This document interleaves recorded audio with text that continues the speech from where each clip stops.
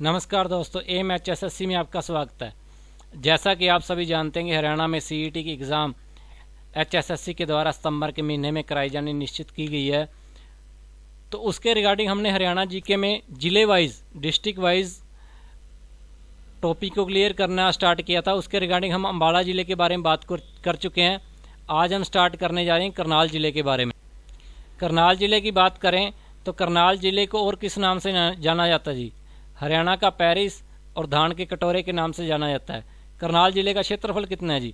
2520 वर्ग किलोमीटर है जी। और लिंग अनुपात कितना है? 887 लड़कियां हैं जी 1000 लड़कों पर।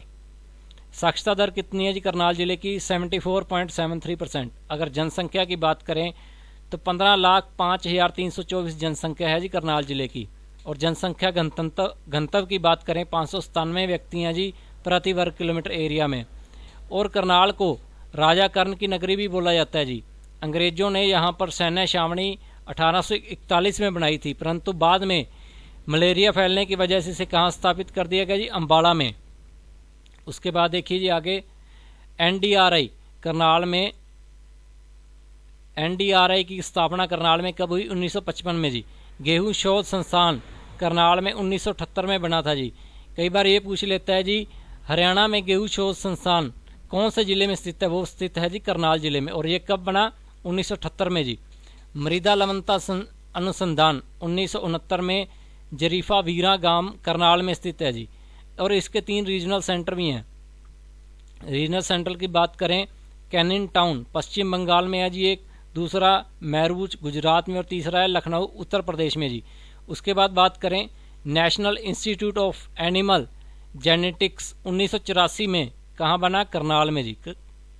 उसके बाद national institute of animal genetics resources 1985 में ये भी है करनाल में जी। कई बार HSSC ऐसे क्वेश्चन पूछ लेती है। National institute of animal genetics 1984 में हरियाणा में कहाँ बना जी? ये बना जी करनाल में। उसके बाद आगे देखिए Haryana police training centre Madhuban में, मधुबन कहाँ है जी?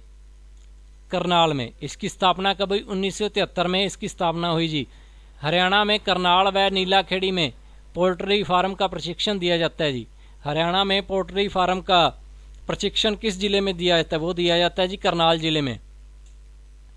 राजीव गांधी ग्रामीण विकास संस्थान नीलोखेड़ी 1990 में इसकी स्थापना हुई थी जी। करण तालाब या करण झील ये कब बनी? 1972 में। ये कहाँ पर है जी? ये भी है करनाल जिले में जी। अभिमन्यु का किला करनाल में स्थित है जी। अटल पार्क 56 एकड़ में है जी, वो भी है करनाल जिले के अंदर है जी। कच्ची समाधि इंद्री बाबा सिमरन दास की है जी। कच्ची समाधि किसकी है जी? बाबा सिमरन दास की। और ये कहाँ पे? इंद्री करनाल में है जी। सैनिक स्कूल कुंजपुरा 1961 में बना और ये कहाँ पे है जी? करनाल जिले में। उसके बाद आगे देखिए जी विक्टोरिया मेमोरियल हॉल वर्तमान नाम विक्टोरिया हॉल मेमोरियल कहाँ पे है जी? करनाल में। लेकिन अब वर्तमान में इसका नाम क्या कर दिया गया जी? गांधी मेमोरियल के नाम से इसको बदल दिया गया जी। इग्नो का रीजनल सेंटर हरियाणा में कहाँ पे है जी? करनाल में। और इसकी स्थापना कब हुई? 1991 में इसकी स्थापना हुई जी। उसके बाद आगे देखिए forensic science laboratory Madhuban Karnal में है जी। पहले यह लैब रोहतक में हुआ करती थी, लेकिन बाद में इसको रोहतक से बदलकर कहाँ कर दिया गया जी? करनाल जिले में। Centre of excellence for vegetable गरोड्डा करनाल में है जी। हरियाणा का पहला साइंस उद्यान कहाँ है जी? करनाल में। कलदर शाह की मजार को गयासुद्दीन तुगलक ने बनवाया था। ये कहाँ बनवाया था जी? करनाल जिले में। सीता माई मंदिर कहाँ जी? नीलोखेड़ी करनाल में। यह ईंटों से बना हुआ है जी। मीरन साहिब की मजार करनाल में है जी। और इसकी मीरन साहिब की मृत्यु कब हुई थी? 899 AD में जी। गोंदर ऋषि का आश्रम भी यहीं पर है। कंदीवली के अनुसार गोंदर गौतम ऋषि ने ही चांद में काला दबा दिया था जी। उसके बाद आगे देखिए पराशर ऋषि का आश्रम कहाँ पे है जी? बहलोलपुर यहाँ पर दुर्योधन ने खुद को छुपाया था जी। बेलोदर कहाँ पर है जी? ये है करनाल जिले के अंदर है जी। और यहाँ पर किसने खुद को छुपाया था पांडवों में से, कौरवों में से? दुर्योधन ने जी। अंजन स्थली, यह हनुमान की माता अंजनी को समर्पित है जी। और ये कहाँ पे है? करनाल में। नूरी दरगाह, यह नेवल गांव में स्थित है। यह दरगाह संत हजरत सूफी शाह आलम नूर मोहम्मद की याद में बनाएगी। कई बार ऐसा पूछ लेता है जी, नूरी दरगाह कहाँ पे है? वो है करनाल में। और ये बनवाई किसकी याद में गई थी? संत हजरत सूफी शाह आलम नूर मोहम्मद की याद में बनाई गई थी। निर्मल कुटिया बाबा निक्का की 1960 में बनी थी करनाल में जी। कई बार ऐसा पूछ लेता है जी, बाबा निक्का की के लिए जो कुटिया बनाई गई थी उसको किस नाम से जाना जाता है? उसको जाना जाता है निर्मल कुटिया के नाम से। मामा भांजा मुगल सराय, ये कहाँ पे है जी? घरौंदा करनाल में। यह 1632 ईस्वी में शाहजहां के शासनकाल में खान फिरोजा ने बनवाई थी जी। 1 दिसंबर 1914 को राष्ट्रीय धरोहर के रूप में इसको संरक्षित स्मारक घोषित किया गया है जी। मामा भांजा की मुगल सराय को कब राष्ट्रीय धरोहर के रूप में स्थापित किया गया? 1 दिसंबर 1914 को जी। उसके बाद आगे देखिए, राजा परीक्षित की राजधानी असंग, ये कहाँ जी? करनाल में। मेलों का गांव सालवन। अब क्वेश्चन कई बार ऐसा पूछ लेते हैं, सालवन को किसके रूप में जाना जाता है? तो ये जाना जाता है जी मेलों के गांव के रूप में इसको जाना जाता है। और सालवन या मेलों का गांव कहाँ पे स्थित है हरियाणा में? वो स्थित है जी करनाल जिले में। महाराणा प्रताप बागवानी कहाँ पे स्थित है जी? अंजनी स्थली। 5 पीरों की मजार कहाँ पे है जी? करनाल में। हरियाणा का पहला लाल डोरा मुक्त गांव सिरसी कौन से जिले में स्थित है जी? करनाल में। पक्का पुल मजार करनाल में है जी। एक्टर लोनी हाउस, ये भी करनाल में है जी। नीलोखेड़ी और फरीदाबाद को 1947 में विस्थापियों के पुनर्वास हेतु बसाया गया था जी। तो अब क्वेश्चन कई बार ऐसा पूछ लेता है जी, 1947 में विस्थापियों के लिए कि पुनर्वास के हेतु कौन सा शहर बसाया गया था जी? वो बसाया गया था नीलोखेड़ी और फरीदाबाद। उसके बाद आगे देखिए जी, कल्पना चावला तारामंडल कहाँ पे है जी? कुरुक्षेत्र में। कल्पना चावला यूनिवर्सिटी कहाँ पे है जी? करनाल में। अब देखिए, कल्पना चावला तारामंडल कहाँ आ गया जी? कुरुक्षेत्र में। लेकिन अगर कल्पना चावला यूनिवर्सिटी के बारे में बात करें तो वो है जी करनाल जिले में। और गूगल बॉय कोटिल पंडित कहाँ है जी? कोहड़ करनाल में जी। देखिए यहाँ पे कल्पना चावला जी का जिक्र हुआ है, तो उसके बारे में कुछ और पॉइंट है जो आपको मैं बता देता हूँ। जैसे देखिए, कल्पना चावला जी का जन्म कब हुआ था जी? 1 जुलाई 1961 को कल्पना चावला जी का जन्म हुआ। और उन्होंने अपनी मास्टर डिग्री 1984 में UTA कॉलेज से PhD 1988 में कोलोराडो विश्वविद्यालय से पूरी की है जी। 1994 में कल्पना चावला का नासा में चयन कब हुआ था जी? 1994 में। 1997 में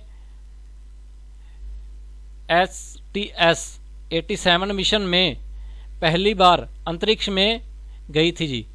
पहली बार अंतरिक्ष में कल्पना चावला कब गई थी जी? 1997 में। और 16 जनवरी 2003 को 16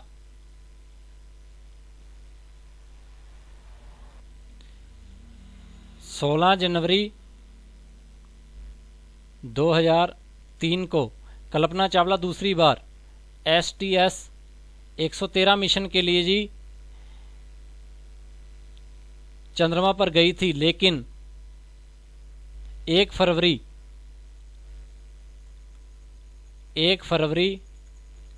2003 को धरती पर पहुंचने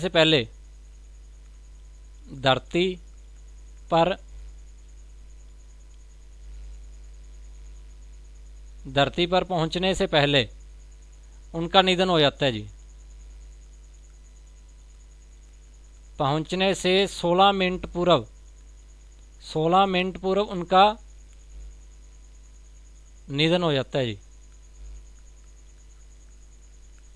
ये पहली महिला थी जो चंद्रमा पर किसी मिशन के लिए गई थी जी। उसके बाद देखिए आगे इसके बारे में बात करें, करनाल से रिलेटेड और कुछ पॉइंट्स हैं जी। एक आता है तराइन का युद्ध। तराइन का पहला युद्ध। तराइन का पहला युद्ध किस किस के बीच में लड़ा गया था जी? तराइन का पहला युद्ध 1191 ईस्वी में मोहम्मद गोरी और पृथ्वीराज चौहान के बीच में लड़ा गया था जी। मोहम्मद गोरी वर्सेस पृथ्वीराज चौहान। पृथ्वीराज चौहान के बीच में लड़ा गया था जी। और पृथ्वीराज चौहान 3 के घोड़े का क्या नाम था जी? नाट्यरंभा। घोड़े का नाम क्या था जी इनके? नाट्यरंभा।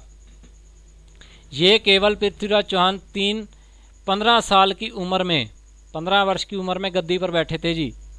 और इसकी राजधानी थी अजमेर राजस्थान में जी। अजमेर राजस्थान। और उसके बाद देखिए जी, गोरी की सेना लगभग 10,000 घुड़सवार थे जी। गोरी की सेना में, मोहम्मद गोरी की सेना में 10,000 घुड़सवार थे। और वहीं बात करें पृथ्वीराज की सेना में 2 लाख सैनिक थे जी, पैदल, घुड़सवार, रथ और रथ तथा 3,000 हाथी थे। पृथ्वीराज चौहान 3 के भाई गोविंद राय ने गोरी को तलवार के वार से नीचे गिरा दिया था।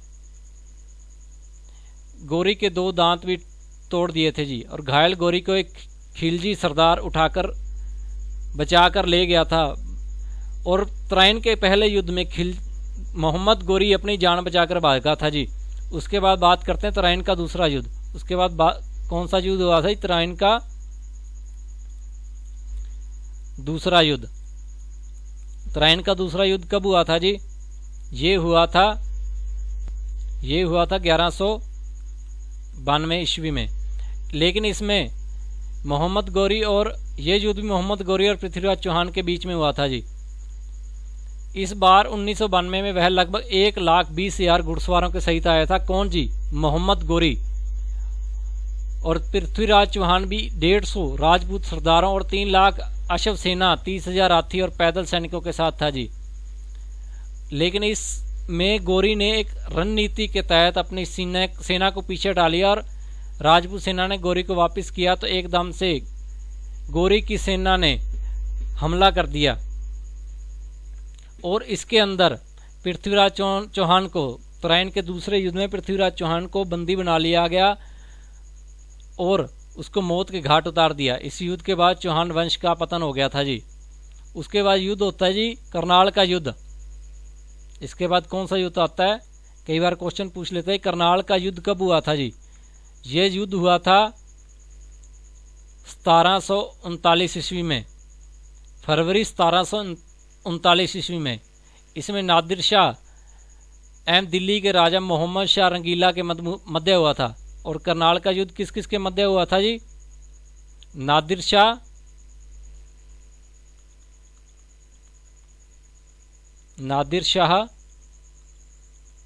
और दिल्ली के राजा मोहम्मद शाह रंगीला के बीच में जी। मोहम्मद शाह रंगीला के बीच में युद्ध हुआ था ये। और इस युद्ध में नादिर शाह ने मुगलों की सेना को बुरी तरह से पराजित किया था जी। और इस युद्ध में जीता कौन था जी? नादिर शाह। और हारा कौन था? मोहम्मद शाह रंगीला जी।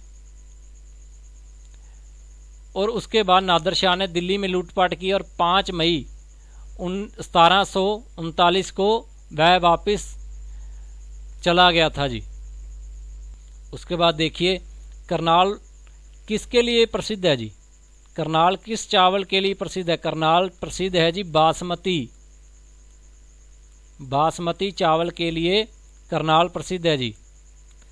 ठीक है, ऐसे ही हम मेन पॉइंट करेंगे जो एग्ज़ाम पॉइंट ऑफ व्यू से हमारे लिए इम्पोर्टेंट है, क्योंकि अब वो समय आ गया जब हमें डिटेल में नहीं पढ़ना, उसके ब्रीफ पॉइंट्स जो मेन पॉइंट हैं उनको हमें याद करना है, क्योंकि अब नियर अबाउट 1 महीना रह गया एग्ज़ाम को लेकर।